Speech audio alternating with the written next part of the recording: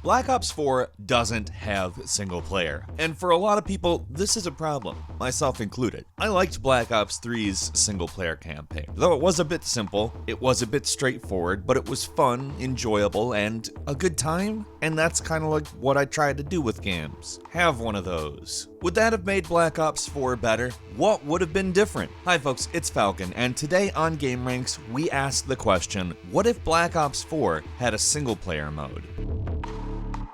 So let's start off by acknowledging that Black Ops 4 kinda has single player, however, really kinda when I say kinda. Black Ops 4 has a mode called Specialist HQ, and these are essentially a string of tutorials that are held together by an actual narrative, so there is a story. It's not as if you're not going through anything. However, as you go through the backstory of each of the specialists and learn about who they are, you're also really just learning about the various classes of the multiplayer game, which is, you know, the game. Let me tell you this right now, this mode would not exist if there were a single player mode. Sure, maybe you could have tutorials that explained some aspects of the game somewhere, but they wouldn't have gone through the trouble of making any kind of narrative for any of these classes, other than to create a character within the actual main narrative that occupied that class and therefore maybe taught you something about them. Any further tutorials probably could have been done quicker, and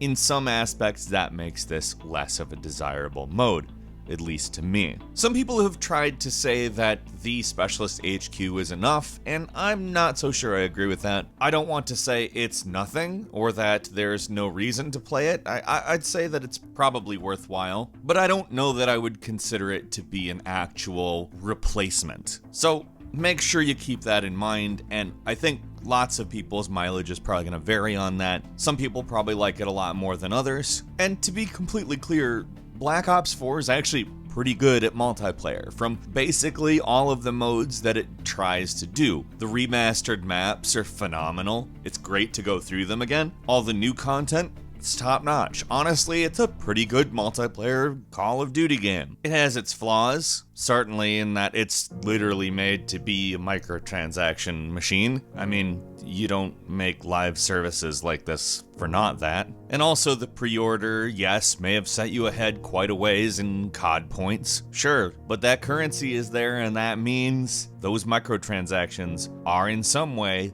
the goal. I mention this because this is a game that has traditionally had a single-player campaign, which jettisoned that in favor of a multiplayer mode. That's the reason that happens. A single-player campaign is finite. It doesn't go on forever, and therefore you don't need to think about whether or not you're going to purchase something forever. So if we're asking the question, what would be different? Part of the answer is, at very least, you would have a mode that is entirely independent of how much money you can shove into the game. That's not necessarily a good thing or a bad thing on account, in some cases, especially in free-to-play games, I don't really care. In a free-to-play game, you have to make money somehow, and whether that free-to-play game is single-player or multiplayer, I didn't pay any money for the game, so the fact that I can optionally pay for something to support the game, I don't mind. Is it great? No, but I don't care. This, however, is a product that you pay for, basically to enter an ecosystem in which you can pay for more things. That is an issue, but again, I think it's a bit more debatable of an issue, as this is certainly not something that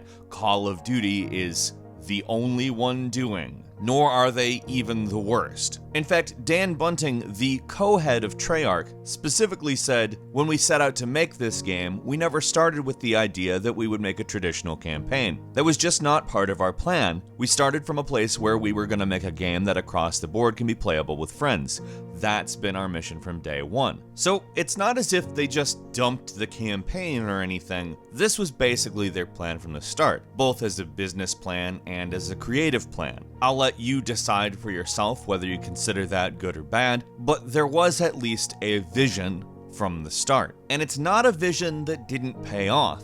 Call of Duty Black Ops 4 is apparently the biggest day one digital release in Activision Blizzard's history. Now, while this doesn't necessarily mean it's the best-selling Call of Duty game, that's impressive. And in fact, by being the biggest release day one digitally that Activision's ever had. That means it's the best-selling day one full game on the PlayStation Store, and they also bragged about it being the game that more people have connected online at a faster and larger rate than any other previous game. Now, that's a bit of an obscure statistic, but the fact that more people are using it does need to be taken for something, keeping in mind that it is an online-only game and previous titles didn't require the player to connect to the game online still. So from a business standpoint, they aren't really hurt too badly by getting rid of the campaign. Now, I think none of us really thought it would be. For one, not everybody who plays Call of Duty games even cares about the campaign. For two, not everyone who plays Call of Duty games pays attention to news about Call of Duty games, so there may have been people who bought it and then were disappointed. Three, there may have been people who were disappointed by the news but bought it anyway because it's Call of Duty. Maybe I won't miss it, these people said, and maybe they don't. Maybe they purchased it with a less optimistic viewpoint and the game has converted them. It is, like I said,